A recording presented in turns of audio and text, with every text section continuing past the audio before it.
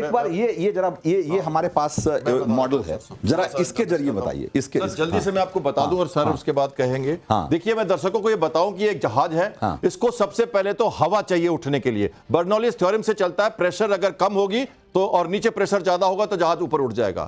अब ये खड़े खड़े तो नहीं हो सकता, क्योंकि 10 किलोमीटर स्पीड की हवा थी वहां पर कल जो जब एक्सीडेंट हुआ, तो एयरक्राफ्ट को दौड़ना पड़ता है रनवे के ऊपर, और 225 किलोमीटर की स्पीड, 225 किलोमीटर पर घंटे की स्पीड पर ये टेक ऑफ करता है। मतलब उतनी हवा इसके ऊपर से जानी चाहिए कि ये विंग्स जो है, जो सर कह रहे थे, वो विंग्स पे सफिशिएंट प्रेशर यहां कम हो जाए। जैसे आप मेट्रो के सामने खड़े हो, येलो लाइन के साथ नहीं जाना है, क्योंकि वहां पे प्रेशर कम है, स्पीड ज्यादा, आप सक हो जाएंगे। तो इसी तरह से लिफ्ट हो जाता है। तो इसलिए ये जो हम कह रहे हैं, इसको लिफ्ट को अगर हमको उठाना है तो इसको कहते हैं थ्रस्ट, और इसको कहते हैं लिफ्ट। यहां से लिफ्ट होता है। अब जितना हर एयरक्राफ्ट के लिए जितना वेट है, उस हिसाब से थ्रस्ट चाहिए। तो ये कम हो जाएगा थ्रस्ट, तो शायद ये 500 किलो का या 3000 किलो का जहाज उठ नहीं पाएगा। और रनवे डिस्टेंस भी ज्यादा चाहिए, कम चाहिए। तो ये जो पायलट्स जो कहते हैं इसको हम, कि अगर पायलट ने सफिशिएंट रनवे नहीं लिया या जल्दी टेक ऑफ कर गया, विंड स्पीड नहीं हुई, तो उठ तो जाएगा, लेकिन गिर जाएगा। ये बात समझ, जो आपने स्टार्ट किया टॉपिक में, वो यहां आ रहा है। अच्छा, तो मैं कह रहा हूं कि ये जो ये कहा जा रहा है, कल दो बातें जो कही गई इसमें इंपॉर्टेंट जो चीज थी, एक तो एक कि टेम्परेचर जो है कल बहुत ज्यादा था, और जब टेम्परेचर ज्यादा होता है तो जमीन के नीचे जो है ना, हवा का जो कि डेंसिटी होती है, घनत्व होता है, वो कम हो जाती है। तो जब जैसे ही हवा, जब कम डेंस एयर रहेगा, तो उसमें नीचे से जो जिस लिफ्ट को जनरेट करने की बात आप कर रहे हैं, इंजन पे असर पड़ता है। इंजन में क्या होता है, अच्छा, कि जब अगर एयर डेंसिटी कम होती है, तो कल हॉट, मतलब 38-39 डिग्री टेम्परेचर था कल, और 51% ह्यूमिडिटी थी। और हॉट एंड ह्यूमिड, जैसे आपका एसी है, हॉट एंड ह्यूमिड सबसे खतरनाक है, मुश्किल करता है उनको। कंप्रेसर को पहले, ये कंप्रेसर है यहां लगा हुआ, जहां पर कि डैमेज हो सकता है। तो यहां पे एयर डेंसिटी कम हो तो इसको ज्यादा मेहनत करनी पड़ती है डीप ह्यूमिडिफाई करने के लिए, ताकि कंबशन चैम्बर में फ्लेम ठीक से बन सके। तो थ्रस्ट कम जाता है। अच्छा, तो हॉट एंड ह्यूमिड वेदर जो है, वो हवाई जहाज के लिए सबसे बेकार है। लेकिन भाई कल इसका कैलकुलेशंस होता है। सैकड़ों हवाई जहाज उड़ान भर रहे थे, लैंड कर रहे थे। सो सिर्फ ऐसा अहमदाबाद में ही हुआ, ये बात तो नहीं, मतलब इस एयरक्राफ्ट का कॉन्फ़िगरेशन कैसा था, लोडिंग कितनी थी? 1 लाख टन फ्यूल लेके जा रहा था वो, और लंबी दूरी की फ्लाइट थी, फुल्ली लोडेड था, और इस हॉट एंड ह्यूमिड कंडीशंस में क्या थ्रस्ट जनरेट कर पाया, ये एक रीजन हो सकता है, लेकिन ये सही रीजन नहीं भी हो सकता है, दूसरे कारण से जो आप दिखा रहे हैं। चार हमने जो हमने बताए, अगले बाकी और भी 4 कारण, और भी बहुत सारे कारण हो सकते हैं। जरा बताइए कि और क्या क्या वजह हो सकती है। तो इसमें 4 और वजह जो बताई जा रही है उसमें कि एक तो एयर स्टार्टर यूनिट की खराबी हो, या इलेक्ट्रॉनिक कंट्रोल यूनिट में कुछ खराबी आ गई हो, सेंसर की गड़बड़ी हो, या गर्म मौसम की वजह से परफॉर्मेंस में कमी हो। हमने गर्म मौसम वाली बात अभी कवर कर ली है, लेकिन सर ये बाकी के 3 चीजों के बारे में क्या कहेंगे? जरा मैं आपके पास आता हूं सर।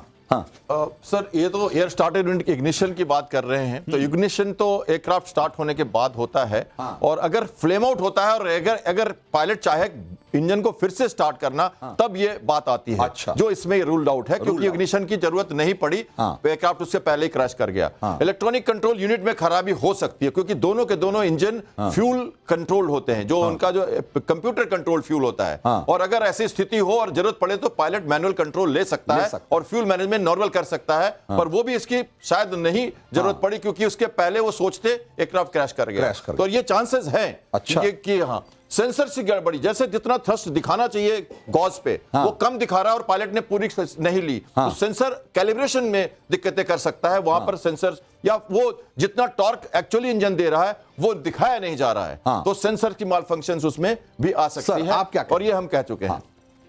क्या ये इसमें से कोई वजह हो सकती है? नहीं। अच्छा, नहीं। क्यों? मेरे को जहां तक के लगता है, जहां तक के पॉसिबिलिटी है जी, ये कोई इलेक्ट्रॉनिक मैल फंक्शन है। अच्छा। इलेक्ट्रॉनिक मैल फंक्शन का मेरा मतलब है जी, कंप्यूटर मैल फंक्शन है। ओके। ये आजकल के जो जहाज हैं, they are all computer controlled. हर एक कंट्रोल हवाई जहाज का कंप्यूटर कंट्रोल होता है। ठीक है। और दूसरा होता है system fly by wire. Fly by wire में बिजली की तार से एक मोटर कनेक्ट होती है, और उस मोटर से आपके फ्लैप्स, स्लैट्स, एलिरॉन्स, एलिवेटर, रडार सब कनेक्ट, सारे कनेक्टेड होते हैं। वो एयर फ्रेम का फंक्शन होता है ना। यहाँ पे जहाँ पे इलेक्ट्रॉनिक्स की बात आती है, हम कहेंगे ये कंप्यूटर कंट्रोल में कोई माल फंक्शन हो सकता था। ओके, जिसकी वजह से पायलट को मतलब फ्यूल सप्लाई नहीं गई इंजन में, फ्यूल जिसकी सप्लाई वजह से सफिशिएंट नहीं गई, दोनों इंजन फेल हुए। ओके, जिसकी वजह से दोनों इंजन फेल हो गए। अच्छा, आप ये कह रहे हैं पेट्रोल नहीं आया इंजन में, पेट्रोल नहीं आया। अच्छा, फ्यूल नहीं आया, फ्यूल नहीं आया, ये क्योंकि कंप्यूटर मैल फंक्शन की वजह से इंजन में फ्यूल नहीं गया। अच्छा, हमने जो रिसर्च किया उसके बारे में भी जिक्र जरा दिखाइए। बाकी जो और 4 कारण बता रहे थे, फ्यूल कंप्यूटर सिस्टम में माल फंक्शन, या बर्ड हिट, या इंजन को फॉरेन ऑब्जेक्ट से डैमेज हुआ, या मेंटेनेंस में कमी थी, या पायलट को से कुछ जजमेंटल एरर हुआ। ये इसमें से क्या लग रहा है आपको? क्या हो सकता है? 5 चीजें बहुत इंपॉर्टेंट है, मैं आपको एक एक करके बताना चाहूंगा। हाँ, फ्यूल कंप्यूटर सिस्टम, हाँ, पॉसिबल। अच्छा, ये जो है वो इंजन में कितना फ्यूल जाना चाहिए, कितना पेट्रोल जाना चाहिए, कौन से टैंक से कितना पेट्रोल कौन से इंजन में जाता है, हाँ, ये कंट्रोल कर। अच्छा, क्या सर आपको लगता है कि ये देखिए, मैंने ये जहाज जो उड़ाए हैं सब फ्यूल कंप्यूटर से ही चलते थे, और हमें ये ड्रिल सिखाई जाती है सिमुलेटर में कि जब एक कंप्यूटर फेल हो, इस पे 2 तरह के फेल हो सकते हैं। एक तो पूरा वो फ्यूल सप्लाई दे ही नहीं, और दूसरा इरेटिक हो, कभी दे कभी ना दे, तो उसमें थ्रस्ट वेरिएशन होगा। और अगर क्रिटिकल पाथ पर है, टेक ऑफ पर है, उस समय 100% पावर चाहिए। अगर थोड़ा भी पावर कम हुआ तो एयरक्राफ्ट सस्टेन नहीं कर पाएगा, हवा नहीं कर पाएगा, तो वो हो सकता है इसके कारण। और अगर सब जगह हो, सफिशिएंट प्लेस हो, देखिए 787 कैपेबल है सिंगल इंजन टेक ऑफ के लिए, कैपेबल है सिंगल इंजन टेक ऑफ के लिए, और उसके लिए अलग एसओपी है। पहले से कॉन्फ़िगर करना पड़ेगा एयरक्राफ्ट को, फ्यूल लोडिंग देखनी पड़ेगी, एटीट्यूड देखना पड़ेगा, विंड स्पीड देखनी पड़ेगी, और प्लान करना पड़ेगा। अच्छा, तो कंप्यूटर फेलियर को भी हम मैनेज कर सकते हैं मैनुअली। एयरक्राफ्ट को मैनुअल ले सकता है पायलट, लेकिन हाइट होनी चाहिए, सफिशिएंट जगह होनी चाहिए। ठीक है, बर्ड हिट मैं बाद में डिस्कस करूंगा। इसके बाद जो इंजन के कोई दूसरे, जैसे कि कई बार ये बात मुझे लगती थी, और जब टेक ऑफ कर रहा है जहाज, जो वीडियो देख रहा हूं मैं, टेक ऑफ के बाद बहुत सारा वहां पे काफी सारे स्मोक काइंड ऑफ थिंग निकले हैं वीडियो से। अच्छा, लेकिन तो क्या दोनों इंजन उससे डैमेज हो जाएंगे? अगर वहां पे जैसे डस्ट था, बहुत ज्यादा डस्ट उड़ा है, बहुत ज्यादा। अच्छा, जस्ट टेक ऑफ के बाद बहुत ज्यादा डस्ट उड़ा है वहां पे। अच्छा, वैसे नॉर्मल भी होता है, लेकिन उड़ा है तो फॉरेन ऑब्जेक्ट डैमेज का चांसेस बनता है। हालांकि दोनों इंजन में एक साथ होना तभी हो सकता है जब बहुत सारे वहां पे, जैसे कहते हैं ना कि गुबार जैसा हो जाए कुछ, और धुआं जैसा हो, बहुत सारी चीजें एक साथ चली जाए। लेकिन एक जो थ्योरी आपकी बन के आ रही है कि थ्रस्ट शुरू से ही डेवलप नहीं हो पा रहा था, और इंजन टेक ऑफ रन पे एयरक्राफ्ट आ गया। अब यहां पे मैं जरा सा एक बार इसको एक्सप्लेन करना चाहता हूं, क्योंकि मेंटेनेंस की कमी की बात बिल्कुल अलग हो जाती है। अगर इस पे आप जूम करें तो एयरक्राफ्ट, और एक और भी चीज मैंने देखी है कि एयरक्राफ्ट ने बीच से करके और टेक ऑफ किया है। अब वो एक्चुअली रियल है तो पता नहीं, वरना एयरक्राफ्ट जनरली पूरे रनवे को कवर करता है ताकि उसको टेक ऑफ डिस्टेंस मिले, बिल्कुल, तभी वो स्पीड बनेगी। अब ये क्या हुआ है कि एयरक्राफ्ट ने यहां से टेक ऑफ किया है, और उसके बाद इसको टेक ऑफ करने के बाद एक्सेलरेशन हुई है, और एक्सेलरेशन के बाद इसको कहते हैं रोटेशन। रोटेशन का मतलब जहां पे नोज को अप किया जाता है ताकि लिफ्ट सफिशिएंट जनरेट हो जाए। यहां पे आके उससे लग गया है कि हमारा एयरक्राफ्ट, यहीं पे लग गया उसको कि हमारा एयरक्राफ्ट सफिशिएंट थ्रस्ट नहीं दे रहा। लेकिन अब डिस्टेंस जो बचा है पेरीमीटर से इतना कम है कि अगर उन्होंने इंजन को थ्रॉटल बैक किया, इमरजेंसी ब्रेकिंग की, तो शायद वो न रुक पाए और वो पेरीमीटर से टकरा जाए। यहां पे decision making of pilot matter करता है, और वो उसका कमांड है, उसकी स्किल है कि वो डिसाइड करे कि मैं बेस्ट कंप्रोमाइज क्या ढूंढूं, टेक ऑफ करूं। और चूंकि ये सिंगल इंजन कैपेबल एयरक्राफ्ट है, इसलिए उसको पता है, हालांकि फुली लोडेड था, गैटविक जा रहा था, फिर भी वो उसने कोशिश की कि मैंने, अगर ये थ्योरी चलती है, तो मैं ये समझना चाह रहा हूं कि नहीं, मैं ये कह रहा हूं कि अगर उसको थ्रस्ट नहीं मिल रहा था, तो ये जब ये रनवे पे, ये जब स्पीड पे ले रही थी ये फ्लाइट, तो मैं कह रहा हूं कि ये थ्रस्ट तो इंजन से ही जनरेट हो रहा होगा ना, उसके लिए भी बिल्कुल, न्यूटन्स थर्ड लॉ, बिल्कुल उसके लिए भी तो थ्रस्ट इंजन से ही जनरेट हुआ होगा ना, जिससे कि वो उसने करीब 200 किलोमीटर या 250 किलोमीटर जो भी आप कह रहे हैं, वो स्पीड तो उसने उसी इंजन से हासिल किया होगा। और जो इनिशियल टेक ऑफ हुआ, इनिशियल जो हाइट उसने 600 फीट की ली, तो वो भी तो इसी से हुआ होगा। लेकिन वो यहां हो जाना चाहिए था, वो यहां जाके हुआ। अच्छा, तभी तो वो आगे चला गया। ओके, नहीं सर, नहीं, I disagree, please don't give up.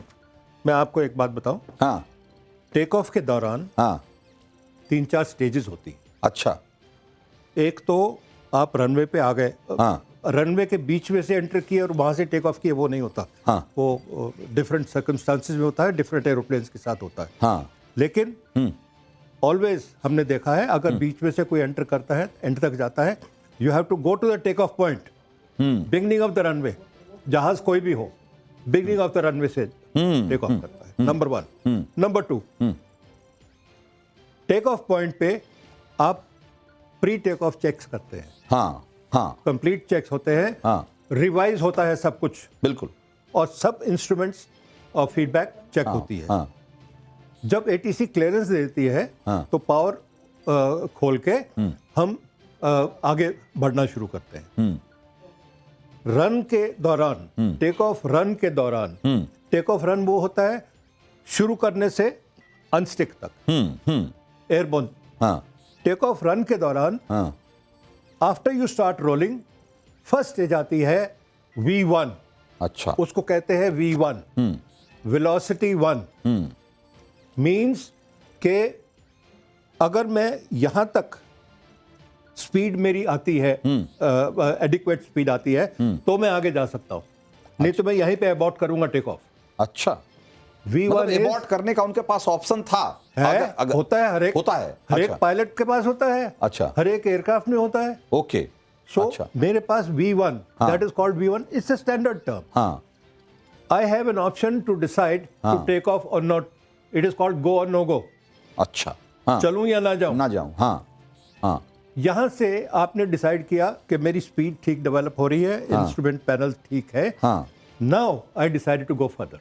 Okay, इसके बाद जब और स्पीड डेवलप होती है, हाँ, फिर मेरा नोज, इसका मतलब आप ये कह रहे हैं, जो आप कह रहे हैं, इसका मतलब ये समझ में आ रहा है कि चूंकि प्लेन ने टेक ऑफ किया, इसका मतलब है कि टेक ऑफ तक पायलट को बिल्कुल अंदाजा नहीं था कि उसका अंदाजे की बात ही नहीं है कि सब कुछ ठीक था। मैं सब कुछ ठीक था, इट वाज 100% ओके ओके। ये बहुत बड़ी बात आप कह रहे हैं कि भाई सर, यहाँ पे मैं अपनी बात कहना चाहूंगा फिर से। हाँ, ये बहुत कॉमन बात है जो हम सुन रहे हैं अभी फिलहाल, और ये कभी कभी ऐसा होता है, ये V1 V2 take off speed, rotation speed, ये सब के ऊपर भी पायलट अपनी बात कर लेता है और टेक ऑफ कर जाता है, कर सकता है। और कई बार ऐसा हुआ है, यानी कि कंप्रोमाइज ढूंढने पड़े हैं, तो फिर टेक्निकली जो बता रहे हैं उससे ऊपर की बातें कर रहे हो सकता है। एक और महत्वपूर्ण बात है, चूंकि ये 50 सेकंड के भीतर हादसा हुआ है सर, मैं 1 मिनट के लिए रोकूंगा, मैं अभी अगली